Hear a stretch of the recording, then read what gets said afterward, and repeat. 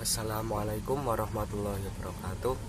Nama saya Muhammad Atsabdirunsa Aziz.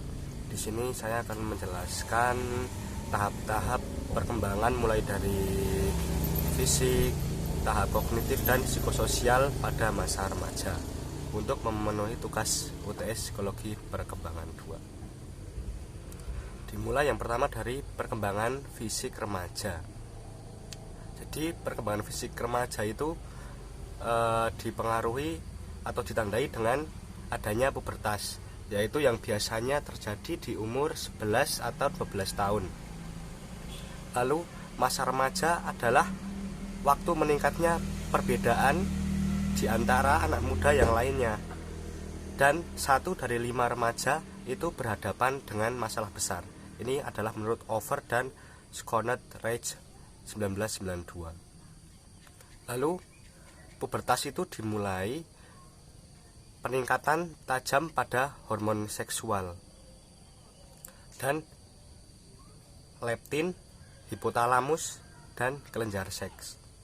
Untuk karakteristik perempuan itu adalah biasanya ditandai dengan tumbuhnya payudara, terus tumbuhnya rambut di sekitar kemaluan, dan tumbuhnya rambut di ketiak. Lalu untuk pria itu ditandai dengan tumbuhnya testis, terus tumbuhnya rambut di area kemaluan, dan suara yang bertambah besar, serta peningkatan minyak dan keringat atau rambut ketiak.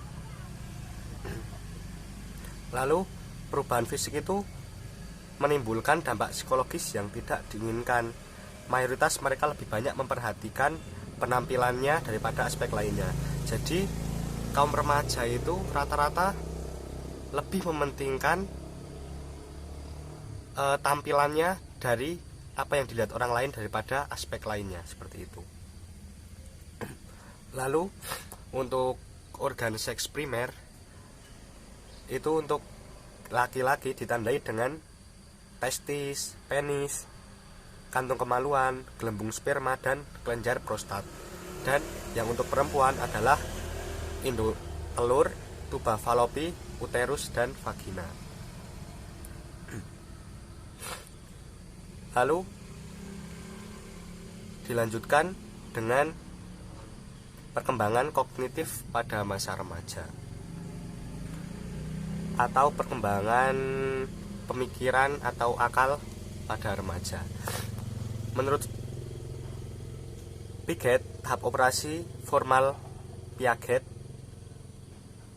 itu adalah level tertinggi perkembangan kognitif pada remaja. Itu memahami simbol untuk menyimbol, mengembangkan kemampuan untuk berpikir secara abstrak, dan dapat berpikir dalam kerangka apa sih yang mungkin akan terjadi.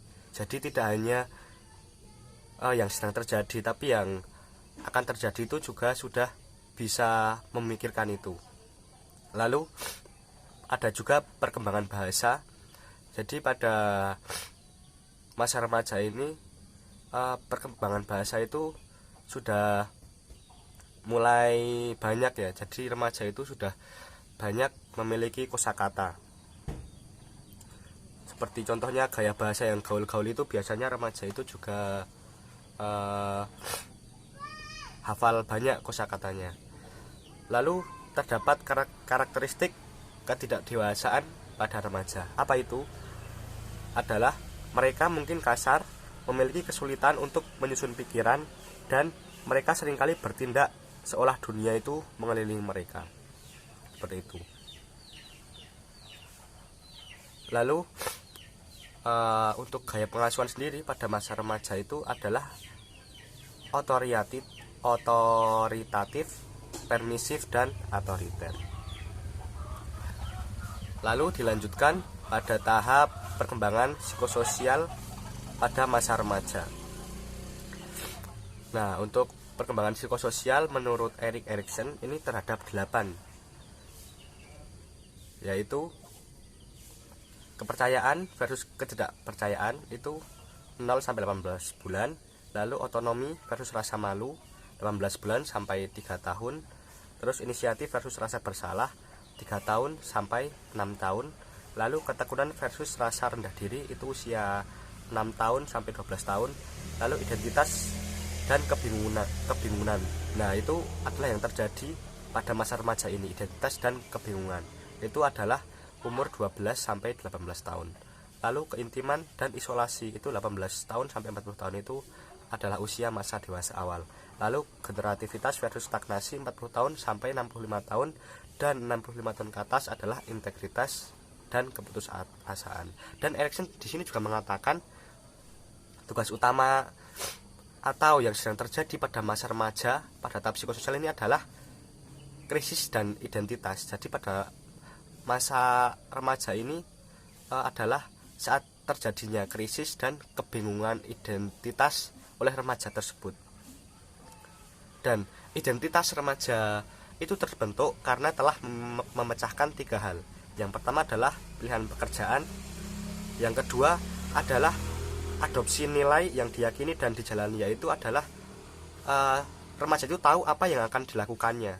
Dan yang ketiga adalah perkembangan identitas seksual yang memuaskan. Jadi perkembangan seksualnya itu adalah berkembang atau berjalan dengan lancar atau sesuai keinginan, seperti itu.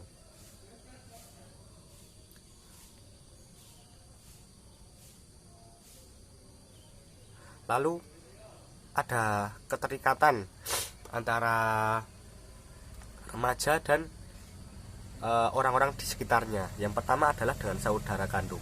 Menurut Lawson, remaja itu berjarak lebih jauh kepada saudara kandung mereka ketimbang kepada orang tua atau temannya, dan kurang dipengaruhi oleh mereka dan semakin jauh ketika mereka memasuki masa remaja. Ya, jadi seorang remaja itu dengan saudaranya itu mereka itu dekat hanya pada saat kecil.